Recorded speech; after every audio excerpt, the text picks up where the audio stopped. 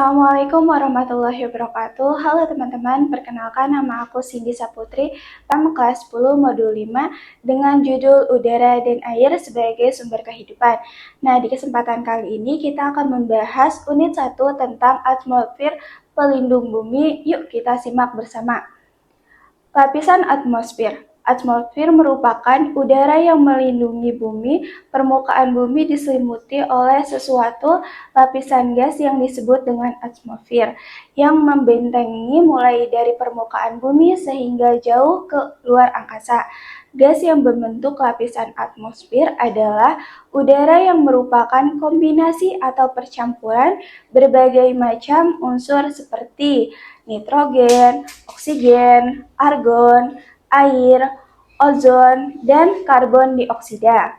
Lapisan atmosfer ini terdiri dari berbagai macam lapisan dengan karakteristik yang berbeda-beda untuk setiap ketinggiannya.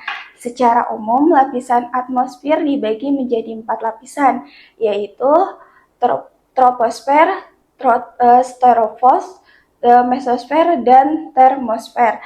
Cuaca adalah suatu keadaan udara pada suatu saat di suatu tempat. Keadaan cuaca didasarkan pada gejala suhu, tekanan udara, kelembapan, angin, dan cuaca hujan. Di samping itu terdapat unsur cuaca lainnya yang bisa kita saksikan, yaitu penyinaran matahari, keadaan awan, gejala halilintar, pelangi, dan lain-lainnya. Selain itu, cuaca sangat penting bagi kehidupan manusia. Masyarakat pedesaan memanfaatkan cuaca cerah untuk menjemur hasil pertanian.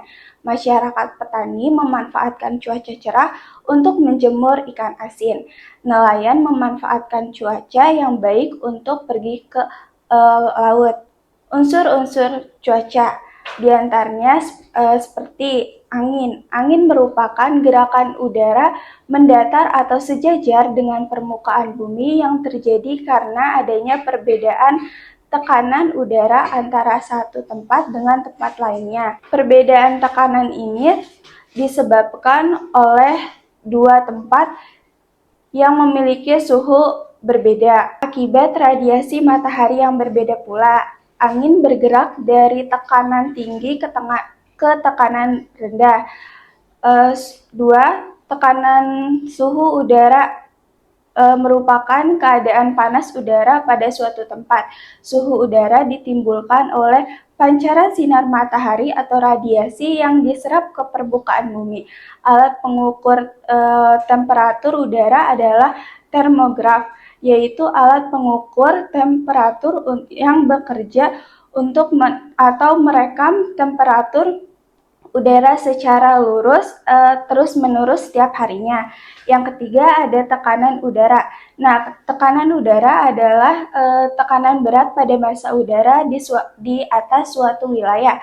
Tekanan udara juga menunjukkan tekanan yang bekerja untuk menggerakkan massa udara dalam setiap satuan luas tertentu.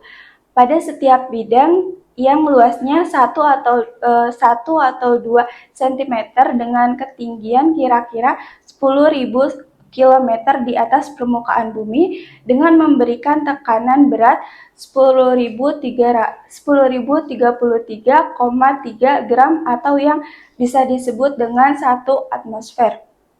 4. Awan. Awan adalah kumpulan partikel air yang tampak di permukaan atmosfer.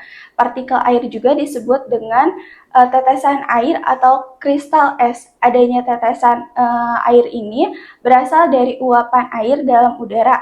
Nah, pengembunan ini adalah yang saling bergabung partikel uap dengan air sehingga menghasilkan tetesan air dapat berupa embun, asap, ataupun garam laut.